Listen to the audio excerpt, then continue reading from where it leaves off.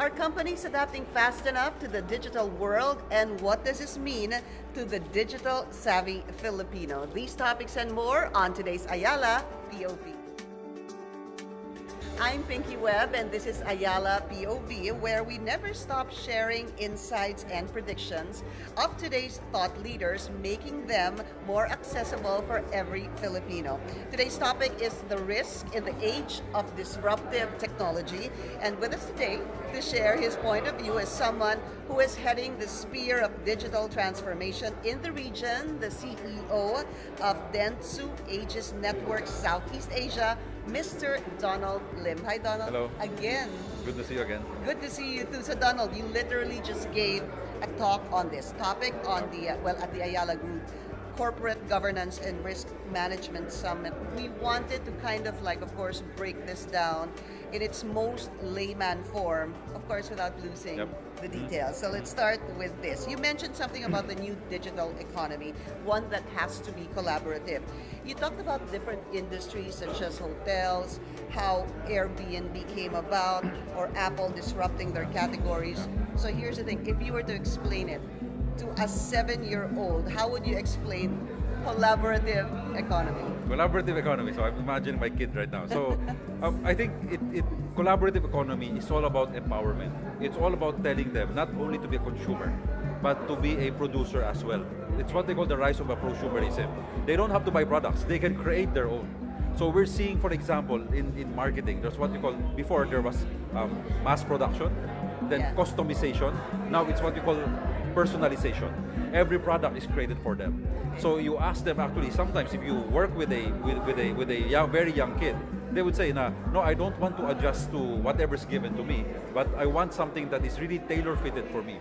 And with technology, that allows you to be like that. I think when you talk about, for example, Web 3.0, when we talk about Airbnb, that is precisely the same principle. You can get when you book in a hotel, it's either 1 bedroom, 2 bedroom, or a suite. When you do Airbnb, you can even choose the kind of bed because you have pictures, even if it's like a red bed sheet or whatever. So it's really tailor-fitted to the single person. So when I talk to that to a 7-year-old, it says anything that you want, you can have within your grasp.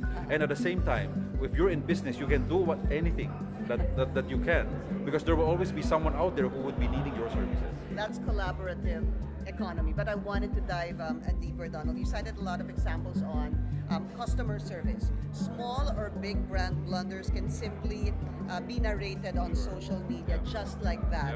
And how could you possibly simplify an approach that corporations should consider, and how does that benefit customers? You know, what I always say is that, for example, what is very close to us would, for example, be the hotel industry.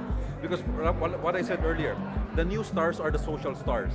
Meaning that even if you're a 5-star hotel, but if everyone, for example, would rate the hotel 1 star, then of course that would be the new psyche, that people would begin to accept that as a new truth.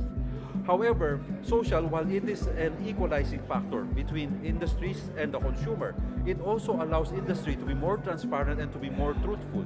If someone says something negative, you can actually play with it and say, okay, we admit we're at fault, but now we will correct it. We will improve it. Yeah, we will improve it, we will fix it, right? So it gives actually, what people don't want is that they already said, we have all of these issues with your, for example, establishment, and the establishment will say, no, we're not at fault.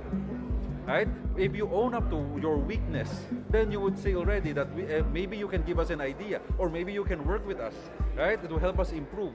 So that's the essence of collaborative. That's why it's very important for you to know where you are and who you are and what your strengths are. At the same time, what your weaknesses are, so you can improve. And I think most of all, you have to be on top of the situation. Yes. So I guess it's clear to all of us that the way companies should actually govern their policies should also change and evolve. Yeah. Definitely. And that's why, when you talk about policies, from all the way from employees to how you deal with customers, how you approach it is really for the digital age already. most of them have what we call a negative sentiment. Automatic, they don't say good things about you. Automatic, if there's something bad, they will say something bad about you. Same also from an employee perspective. Some employees, for some reason, if there's no social media policy, there's no employee manual on social media, they will just say everything and anything. If there's no social media policy, you cannot. But now that they're aware, they'll also be more important. Wait, collaborative. I should actually take ownership and tell my HR or my manager that we should do something about So it. it's a lot of sensitivity, number one, responsibility Yes. also that come Yes. into play. Yes. And like I said, with that with more power comes great responsibility, right? Yeah. So that empowerment that you give to everyone, you also expect that responsibility back in return.